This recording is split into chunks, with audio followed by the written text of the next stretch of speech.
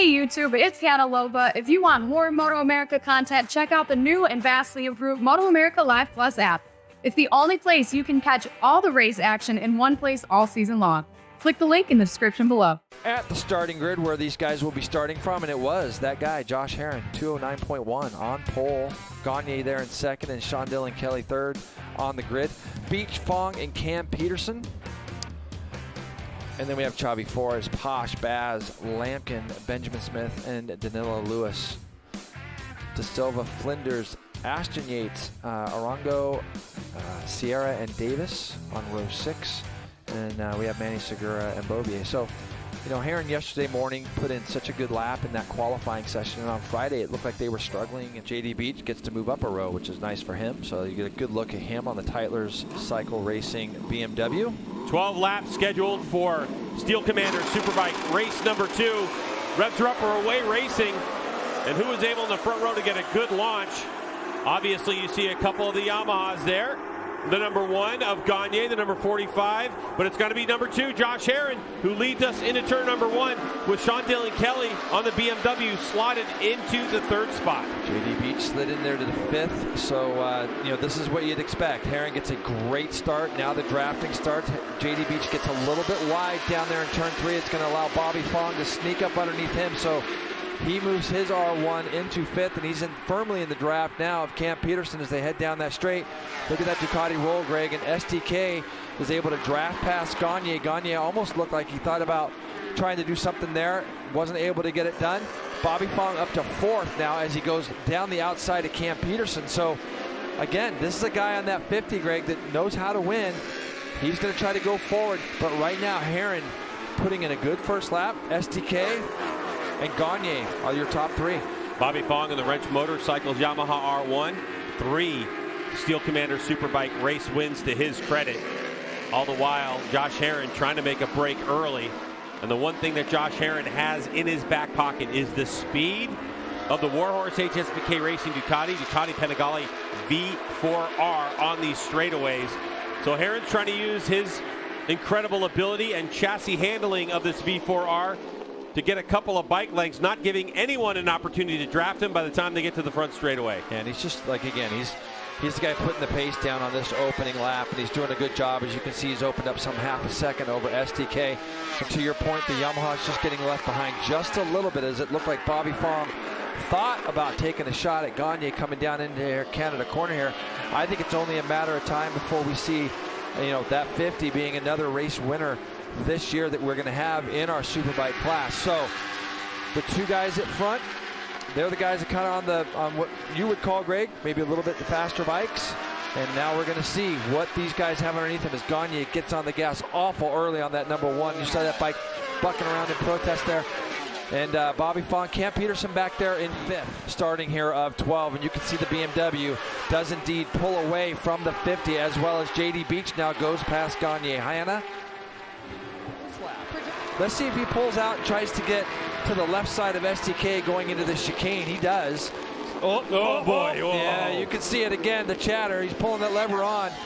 All that is just a tiny bit more commitment. Close up there, you can see here, Greg, and he's given STK a lot of room as far as you can see the space between the 2 bikes. So maybe if he can close that distance down a little bit and really assert himself as having that position, he could have made that work. So now he's going to be working hard again at trying to make that happen. And you also think about what, to your point, Greg, he's got the softer front on there, and he's probably done some race runs, obviously, on that. As we have a bike, it's Cam Peterson. Again, man, Cam Peterson off to the left here. Bike smoking pretty bad, obviously. And you know, the thing is, going back to that Bobby Fong to close that off, when Bobby's on that softer front, where's he making up all his ground? Off the corners. This is going to be, as you can see, Cam gets his arm up early. This out of turn 3, going down to where we eventually saw him park that bike. Yeah, and he does the right thing too. He looks behind him and he sees that smoke, and he knows, obviously, from the feeling of the power. And right now he's got almost a 10-second lead. He's in the mid-11s, and you know, it's really actually just been a pretty easy ride for him. This battle that we're going to see cresting over the top of the hill, they're taking the white flag. And again, Bobby's done a nice job. Is STK close enough to go by him on the brakes? He is, Greg. So he was able to close that down. That's going to deflate Bobby just a little bit probably, because I think he probably felt like he had a big enough gap. But on the other hand, if he can get by him down to turn number 5, he's going to go for it in 3. Can he get it turned, though? Yeah, it was sideways a little bit. Yep. So really this plays in his favor because Fong knew when he came across the stripe that he was ahead of Sean Dillon Kelly. He doesn't know that it was 0.25 of a second, but that's where Fong needs to make a pass here in turn number 5 and try to dictate the pace. But it looks like the number 40, Sean Dillon Kelly, has stepped it up. Fong, no room for the pass. He's got it. Now he's already kind of shown him, and you can expect that STK is going to go pretty tight as they go down into the carousel. So the next big surprise would be if Bobby can get a good run out of here. You go from second up to third gear. You let the bike roll, and you can see the Yamaha, how much he rolls up onto the back.